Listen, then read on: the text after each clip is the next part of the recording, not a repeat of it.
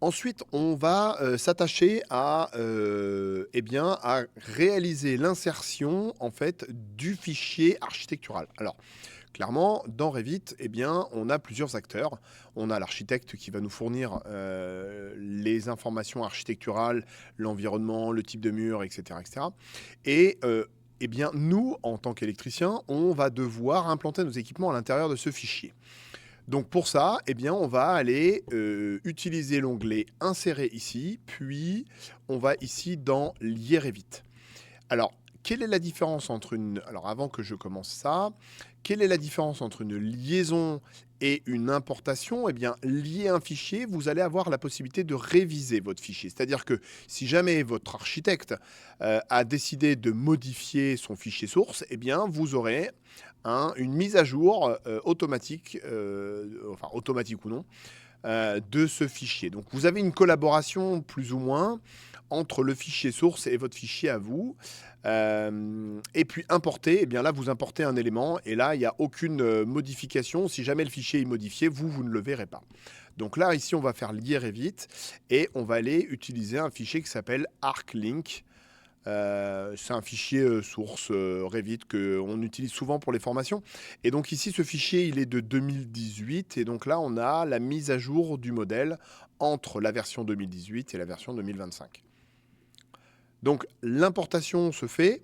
Alors là, on voit, on a ici en bas une barre de progression qui nous indique en fait la progression de la mise à jour et de l'importation de notre fichier. Donc ça peut prendre un petit peu de temps en fonction des fichiers sources archi. S'ils sont très volumineux, ça peut prendre plusieurs minutes.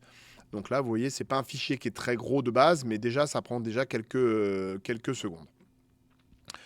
Alors, le processus de mise à niveau peut entraîner des modifications. Bah oui, ça, je le sais, entre les différentes versions. Alors voilà, on a notre fichier qui est arrivé. Donc ça, c'est le cadre bleu. Donc quand je passe ma souris dessus, j'ai un cadre bleu qui s'affiche.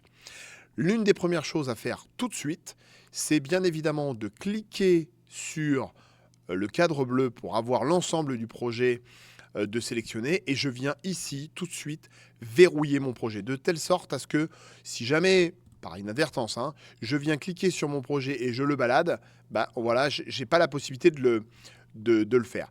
Alors, je vous montre pour que vous compreniez. Donc là, je le déverrouille. Imaginons, j'ai tracé... À l'intérieur de mon projet, j'ai tracé des chemins de câbles ou autres. Si je clique, par inadvertance, je clique sur mon plan, vous voyez, le plan va bouger. Et ça, je le veux absolument pas. Donc là, je viens cliquer sur mon cadre bleu et je viens verrouiller mon fichier. C'est comme si je travaillais avec un imprimé de dessin d'archi en 2D et sur ma table, je viens mettre des scotch ou des punaises à 4 points à chaque coin de mon dessin.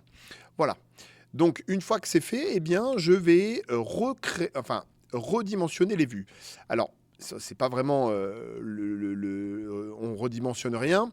C'est juste que je viens changer la vision des élévations. C'est-à-dire que là, mes élévations, elles sont ici et elles n'ont pas la vision totale de ce que je veux voir.